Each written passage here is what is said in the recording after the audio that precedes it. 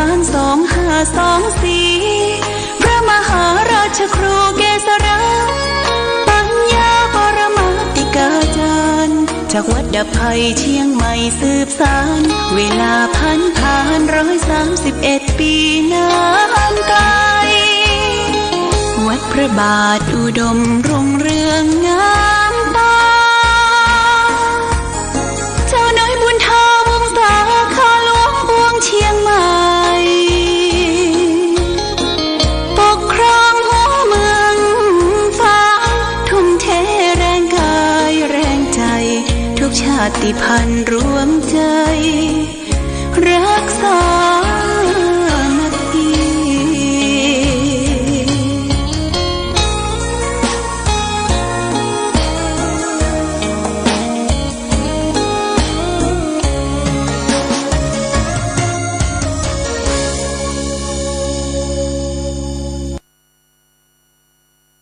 เจริญสุข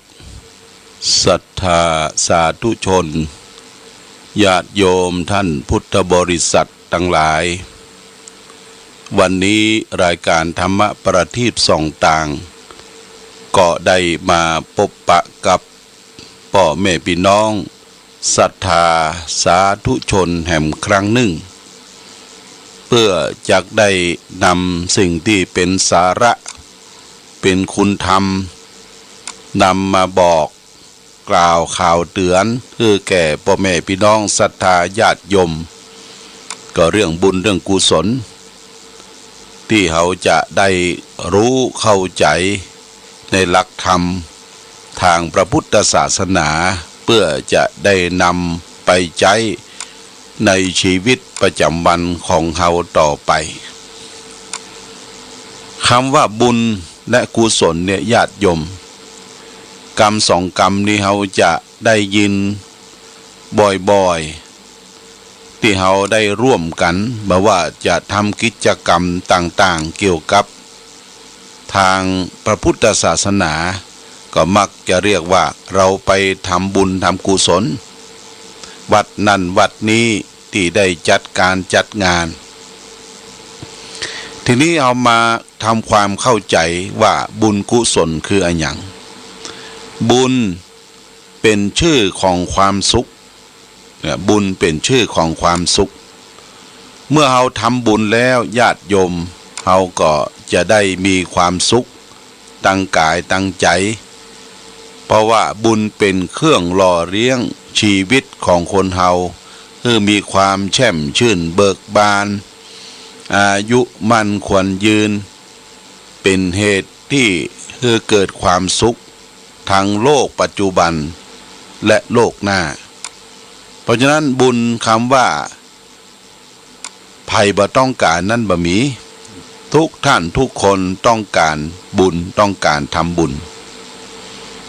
นี่เราจะมาสาธยายเรื่องบุญเรื่องกุศลคือศรัทธาญาติโยมทั้งหลายได้รับทราบรับฟังบุญเป็นชื่อของความสุขกุศลคือความรู้คือความเฉลียวฉลาดรอบรู้กุศลเนี่ยหมายความว่าตัวรู้ตัวฉลาดตัวรู้ตัวฉลาดอย่างใดญาติโยมยกตัวอย่างง่ายๆว่าวันนี้เราได้ไปทำบุญที่วัดนี่ว่าทำบุญทำกุศลญาติโยมอาจจะไปวัดตอนเช้าไปทำบุญตักบาตรแล้วก็เมื่อทำบุญตักบาตรใส่ขันดอกใส่ขันแก้วตั้ง3แล้วก็ใส่ข้าวน้ำโภชนะอาหารเรียบร้อยก็จะรีบกลับละรีบกลับแล้วก็รีบไปทำงานไปธุระที่อื่นแล้วก็ไปพบกับตุเจ้าพระสงฆ์และศรัทธาญาติโยมที่ไปร่วมบุญร่วมกุศลด้วยกันบอกว่ามีเวลาน้อยบ่มีเวลานักก็เอาดอกไม้ธูปเทียนมาใส่ขันแล้วใส่ขันโตกขันเข้าโดยน้ำโภชนะอาหารแล้วก็ขอลาก็เนอะจะไปที่อื่นมีธุระที่อื่นอันนี้ก็คือเราได้บุญญาติโยมนะได้บุญ ได้ความสุขใจว่าเฮาวันนี้ได้ถวายเข้าน้ำปัจจัยให้แก่สังฆพระสงฆ์องค์เนนที่วัดนั้นเรียบร้อยแล้วก็รีบไปแต่ว่ากุศลยังบ่เกิดเตื้อกุศลคือตัวรู้สติปัญญาเนี่ยมันเกิดขึ้นมาโดยการที่เฮาจะต้องมีการประพฤติปฏิบัติธรรมโดยการฟังธรรมโดยการฟังอบรมจากครูบาอาจารย์พระเจ้าประสงค์ก่อนทำให้เกิดความรู้ความแตกฉานเรื่องนั้นเรื่องนี้ทำให้เกิดสติปัญญาความยับยั้งชั่งใจหลายอย่างเพราะฉะนั้นเราไปวัดเนี่ยญาติโยมต้องได้ทั้งบุญได้ทั้งกุศลบุญก็คือเอาเข้าน้ำปัจจัยต่างๆไปถวายเกิดความสุขใจกุศลคือตัวรู้ตัวสติปัญญาคือตัวฉลาดที่ได้รับคำโอวาทจากผู้เจ้าประสงค์เปิ้นเทศนาธรรมบรรยายธรรมอย่างเช่นตอนเมื่อเจ้าในบรรพวันศีลก็จะมีผู้เจ้ามาฮื้อศีลฮื้อปอนแล้วก็ฮื้อข้อคิดตัวนั้นญาติโยมเป็นตัวสติตัวปัญญาที่เราจะได้น้อมนำไปประพฤติปฏิบัติใช้ในชีวิตประจำวันเพราะฉะนั้นบุญกุศลจึงมาด้วยกันบางครั้งโอกาสเวลาเราก็ได้แต่บุญคือความสุขใจบางครั้งโอกาสเวลาเราก็ได้กุศลคือตัวหูบ่ได้ทำบุญไปนั่งฟังเทศนั่งฟังธรรมนั่งเฉยๆนั่งเฉยๆยกมือไหว้สาให้เกิดความรู้ความเข้าใจนี่ได้สติได้ปัญญาได้ความรู้เรียกว่ากุศลคือคุณงามความดีความรู้เพราะฉะนั้นบุญกุศลจึงมาด้วยกันเนี่ยญาติโยมตึงเป็นคำพ้องเรียกว่ามาด้วยกันทีนี้เรามาศึกษาเรื่องบุญคือความสุขเกิดจากการกระทำของเราและท่านทั้งหลายแต่หนทางที่จะทำให้เกิดความสุขเรียกว่ากิริยาแห่งการทำบุญนั้นท่านแบ่งไว้มี3ประการคือ1บุญเกิดจากการให้ทานเรียกว่าทานไมยบุญสำเร็จด้วยการให้ทาน2ศีลไมยบุญสำเร็จด้วยการรักษาศีล3ภาวนาไมยบุญสำเร็จด้วยการเจริญสมาธิภาวนาทานศีลภาวนานี่แหละคือหนทางทำให้เกิดบุญเกิดความรู้เกิดสติเกิดปัญญาทีนี้ข้อ1ทานไมยบุญสำเร็จด้วยการให้ทานนั้นท่านยังแบ่งออกเป็น3เนี่ยการให้ทานเนี่ยแบ่งออกเป็น3 1อามิสทาน2ธรรมทาน3อภัยทานเนี่ยญาติโยมแบ่งออกเป็น3อามิสทานอามิสคือสิ่งของอย่างเช่นเราไปทานดอกไม้ธูปเทียนจุดบูชาแล้วก็นำข้าวปลาอาหารจตุปัจจัยทายทานต่างๆที่มองเห็นสัมผัสได้เรานี้เป็นอามิสทานคือทานด้วยอามิสคือสิ่งของเพื่อจะอำนวยความสะดวกความสุขคือแก่สังฆประสงค์แก่ศรัทธาญาติโยมที่ไปฟังทำบุญสุนทานฟังเทศฟังธรรมเพราะฉะนั้นการทำบุญด้วยอามิสคือสิ่งของเขาก็หันกันทั่วไปญาติโยมนะหันกันทั่วไปทั่วบ้านทั่วจองเขาเอาดอกไม้ธูปเทียนเข้าน้ำปัจจัยแบ่งกันเทศกันธรรมเหล่านี้เป็นอามิสทานเป็นทานประการที่1การให้ทานหรือการให้ทานประการที่2เรียกว่าให้ธรรมะเป็นทานการให้ธรรมะเป็นทานนั่นก็คือหมายความว่าเขาได้นิมนต์ตุเจ้าพระสงฆ์มาเทศมาแสดงธรรมเทศธรรมในบ้านในจองของเฮาเวลามีกินมีทานขึ้นบ้านใหม่กินแขกแต่งงานศพงานซากก็นิมนต์ตุเจ้ามาเทศมาแสดงธรรมการเทศการแสดงธรรมนั้น ทางภาคเหนือเฮานี้ก็มีประเพณีอย่างหนึ่งก็คือการเทศธรรมอุทิศนะญาติโยมนะเทศธรรมอุทิศเนี่ยก็อุทิศให้แก่ผู้ตายเวลานิมนต์ตุเจ้ามาเทศก็เขียนในซองว่าข้าพเจ้าศรัทธานั่นนายนั่นนายนี้ตั้งใจที่จะตานทำกันนี้อย่างเช่นว่าทำกันมาลัยโพธินิพพานสูตรมหามุลนิพพานอานิสงส์ตานหาคนตายเหล่าเนี่ยตานแล้วก็อุทิศส่วนกุศลให้แก่ผู้วายชนผู้ตายไปเพื่อให้ได้รับส่วนบุญส่วนกุศลในการตานทำในการทำอย่างนี้เปิ้นฮ้องว่าทำเมืองทำตามประเพณีทำเมืองทำอุทิศบางโอกาสบางที่ก็นิมนต์ตุเจ้าไป4 ตนเนาะลวดไปสวดมาติกาสวดอภิธรรมก็นิมนต์ตุเจ้าสวดเสร็จเรียบร้อยก็นิมนต์เทศธรรมก็ยังบ่ใช่เทศผูกเดียวญาติโยมเอาตุเจ้าทั้ง4 ตนพระเนนทั้ง4 ตนน่ะเทศรวมกันเรียกว่าเทศประสานเสียงโฟนแสนห้าเพราะว่าโฟนเซนห้าเทศรวมกันเทศอย่างอี้มันฟังบ่ฮู้เรื่องญาติโยมนะแต่เฮาเอาอานิสงส์คือการถวายการเทศเมื่อตุเจ้าตั้งปายบังคมสมเด็จเสด็จเรียบร้อยแล้วก็ทัดไปองค์ตังเก้าเฮาจะได้ฟังยาวหน่อยแต่สรุปแล้วเมื่อฟังธรรม4ผูกจบเนี่ยถามว่าญาติโยมหูเรื่องก็บ่หูเรื่องแล้วก็ภูมิใจว่าได้ตานทำอุทิศนี่เป็นประเพณีตังเมืองเหนือเฮาแต่บัดนี้ก็พัฒนากันมาและพัฒนากันว่าเฮาจะตานทำอุทิศตานทำให้แก่ผู้ตายนั่นก็ไปไปจาไปสนทนากับตุเจ้าว่านิมนต์เทศเหตุการเดียวเทศเหตุผูกเดียวผูกตั้ง9 องค์ที่เป็นประธานขอเทศป้อยเทศหูเรื่องแล้วก็คนก็ตั้งใจฟัง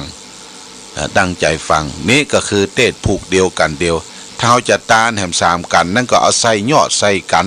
เอากันทำเข้าใส่เอาทำกำปีเข้าใส่ก็ได้อยู่ญาติโยมเนี่ยได้อยู่อันนี้คือเทศแบบพื้นเมืองเรียกว่าเทศโฟนแสนห้านะโฟนแสนห้าเทศแห่งประเภทหนึ่งที่นิยมเทศกันในการงานศพปัจจุบันนี้ก็คือเทศธรรมบรรยายเทศในงานศพหน้าศพก็จะนิมนต์กันเทศในคืนสุดท้ายเวลาเจิญแขกเหลือพ่อแม่พี่น้องเจ้าภาพนั่นเจ้าภาพนี่มามีการสวดพระอภิธรรมเรียบร้อยแล้วก็มีการเทศธรรมบรรยายก็ส่วนมากก็นิมนต์องค์เทศที่มีความชำนาญบางคนก็เทศตลกปกฮาบางองค์ก็เทศทำมีสาระประโยชน์บางองค์ก็เทศเป็นแบบฉลับพื้นเมืองอันนี้เทศอย่างนี้จะเป็นประโยชน์เรียกว่าธรรมบรรยายแล้วก็เป็นการตั้งใจอุทิศส่วนกุศลคือแก่ผู้ที่วายชนเนี่ยคือการตานธรรมได้การปูจาธรรมการปูจาธรรมการฮือตานธรรมะเป็นตานที่ประเสริฐกว่าอามิสสิ่งของทั้งหลายในญาติโยมเด้อบางท่านบางคนเป็นเจ้าภาพกันเจ้าภาพพระธรรมเทศนาก็มีอานิสงส์ยิ่งกว่าอามิสต่างองค์ที่ไปแสดงธรรมเทศธรรมบรรยายธรรมแนะนำพร่ำสอนก็ได้ประโยชน์ได้บุญได้กุศลล้นกว่าอามิสตานทั้งหลายและบ่เต้าแต่นั้นญาติโยมเทศธรรมก็สามารถที่จะสาธกยกอย่างให้ญาติโยมให้เข้าใจได้ง่ายบะองค์แห่งพระธรรมกถึกน่ะคือเทศไปตามลำดับบัดตัดให้ขาดความเทศแล้วทำความเข้าใจให้แก่ผู้ฟังและผู้ฟังเมื่อฟังธรรมจบน่ะจิตใจเปิ้นผ่องใสวันนี้ม่วนว่าเข้าอกเข้าใจตุเจ้ามาเทศชี้แจงแถลงไขตั้งใจอุทิศส่งกุศลเนื้อแก่พ่อแก่แม่ ปลื้มอกปลื้มใจอันนี้เรียกว่านิมนต์ตู้เจ้าไปเทศในงานศพเพราะฉะนั้นเวลาเทศในงานศพเนี่ยญาติโยมเจ้าภาพกันเทศก็มักจะให้จะหอมจะรวมกันเวลาเปิ้นเทศธรรมเขาก็ตั้งอกตั้งใจฟังการฟังธรรมนั้นมีหลายอย่างเนี่ยญาติโยมฟังกบฟังเก็บฟังกับแล้วก็ฟังเก่งฟังกบฟังกับฟังเก็บฟังเก่งเขาจะฟังอย่างใดให้มันถูกต้องฟังกบเนี่ยญาติโยมอย่างเฮาไปฟังธรรมที่วัดสมัยก่อนเปิ่นไปฟังธรรมกันฝนตกสิกลางวาสาตั้งให้ตั้งหน้าก็เสียงกบอ้อเศร้าญาติโยมตูเจ้าประสงค์เทศพระน้อยองค์ใดเสียงม่วนญาติโยมฟังแล้วก็ม่วนอกม่วนใจเอาสองมือไหว้ไปทางหน้าเอาหัวมุลงนั่งพับเพียบอกปบเหมือนกับกบนั่นเรียกว่าฟังกบฟังบ่ฟังได้ฟังไปก็คนสอดรวดลับไปตัวเหียนะพอพระน้อยจบบังคมสมเลสเดชเนี่ยญาติโยมประงงประง่างเขาจิขี้ข้างขึ้นมาว่าเป็นได้ทำพวกนี้เป็นได้บ้องม่วนหน้าแกเนอะมัน10 เหตุกรรมเนี่ย10 เหตุกรรมก็ยีบลับไปเนี่ยฟังกบ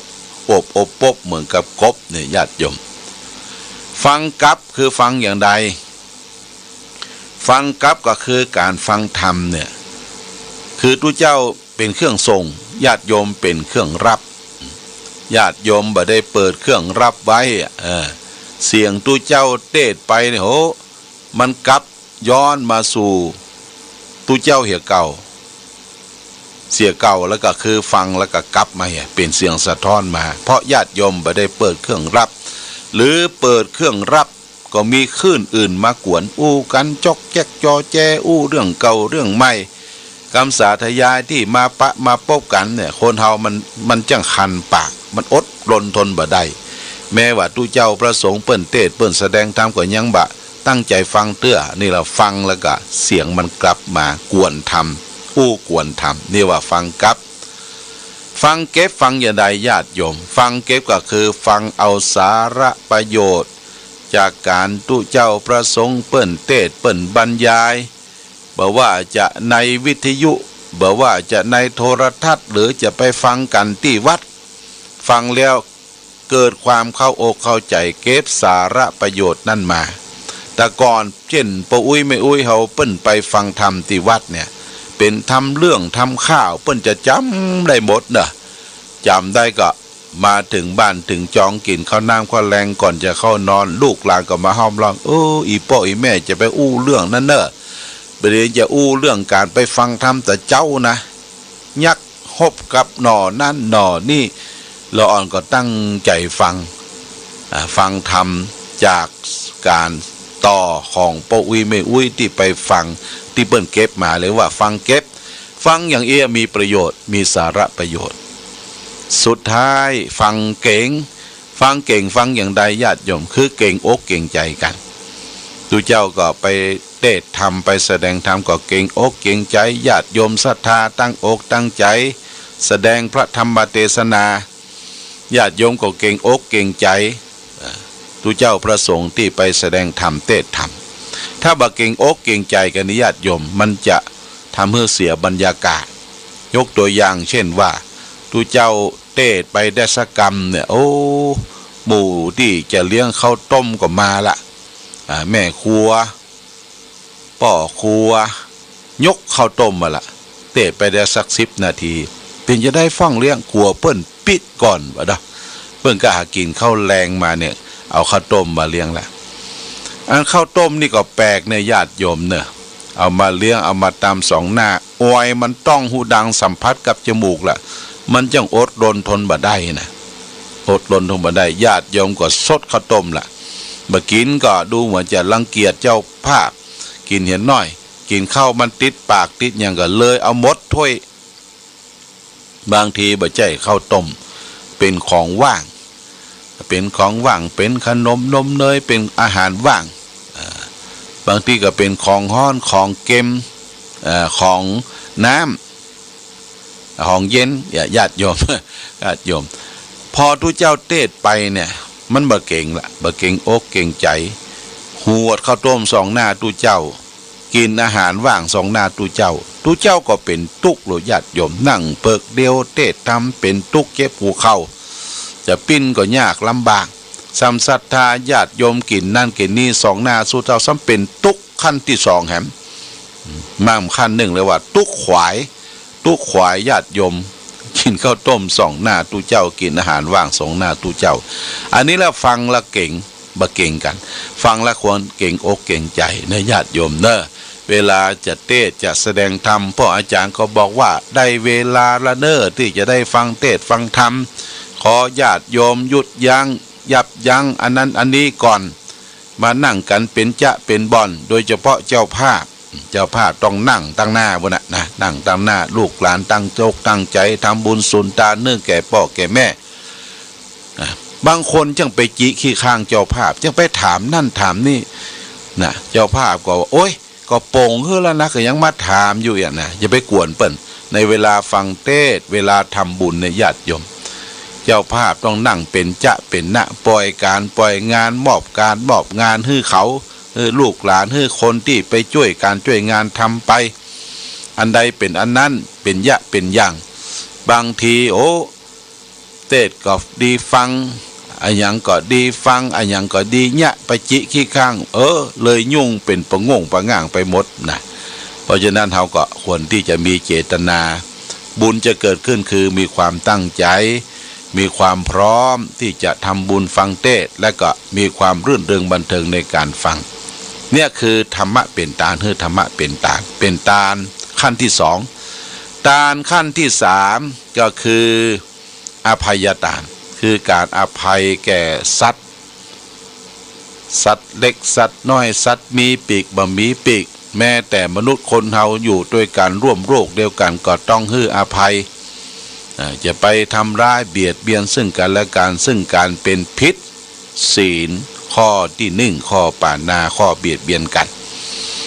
ต่างวัดต่างวาเพิ่นก็เขียนว่านี่คือเขตอภัยทานมาควรที่จะมายิงนกตกป่านกก็มาอาศัยที่วัดญาติโยมเด้อประเด็นนี้มันม่วนอกม่วนใจนกมาเจ้าเนี่ยนกเขามันนักขันกันคู่กันไปคู่กันมาถ้ามาจำเป็นจะต้องเอานกเขามาเลี้ยงมาจำเป็นจะเอานกกวิดนกจะแล้วอย่างมาเลี้ยงญาติโยมเพียงแต่ให้อาหารอย่างกล้วยเนี่ยกล้วยไต้กล้วยเป็นเครือเป็นหวีเนี่ยอาตมาไปสืบจะตาไปปะที่ไหนอันเป็นเครือใหญ่เครือหลวงนี่วัดพระบาทอุดมขอเนอเอาใส่ใต้รถไปมาถึงวัดบนสำนักวิปัสสนาเขาก็เอามาห้อยล่ะเอามาใส่เชือกห้อยพอมันสุกเหลืองอลามมันมาล่ะนกกวิดนก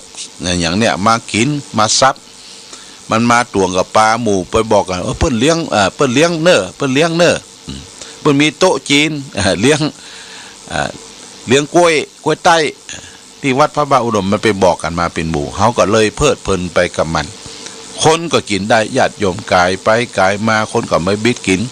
เป็นวิตามินเป็นของที่ธรรมชาติกินง่ายทายคล่องกินกล้วยกินอย่างเนี่ยทำให้บำรุงร่างกายบำรุงสมองเนี่ยญาติโยมสิ่งเหล่านี้นกก็มาอาศัยอยู่ถ้าเขาเกิดความร่มรื่นต้นไม้ต้นตอกที่เขาปลูกเขาฝังเป็นที่อาศัยของนกหนูก็จะทำให้นกหนูอย่างต่างๆสัตว์สิ่งหิ่งห้อยก็มาเมื่อคืนก็มีหิ่งห้อยแวบเมื่อวันก็มีกระเบอร์ปีกมากินน้ำกินอย่างน้ำนี่ที่บนวัดพระบาทอุดมเนี่ยญาติโยมที่สำนักวิปัสสนาอาตมาก็จะแป่งคันนาอย่างคันนาเนี่ยเมื่อมันไหลลงไปตรงลุ่มนอกจากถนนแต่ที่หิมต้นไม้ต้นตอกนะจะป้องไว้ก่อไว้คือมันจึมอยู่ลงหากแปลงเป็นให้เป็นอ่องล่องเป็นที่น้ำไหลมาคือมันจึมลงพื้นดินมันก็จะได้เป็นที่อาศัยกินของพืชพันธุ์ธัญญาหารทำให้ป่งทำให้ปุทำให้งามนกหนูอาศัยก็มาอาศัยเขาก็ให้อภัยแก่สัตว์แก่สัตว์ทั้งหลายเนี่ยญาติโยมเรียกว่าอภัยทาน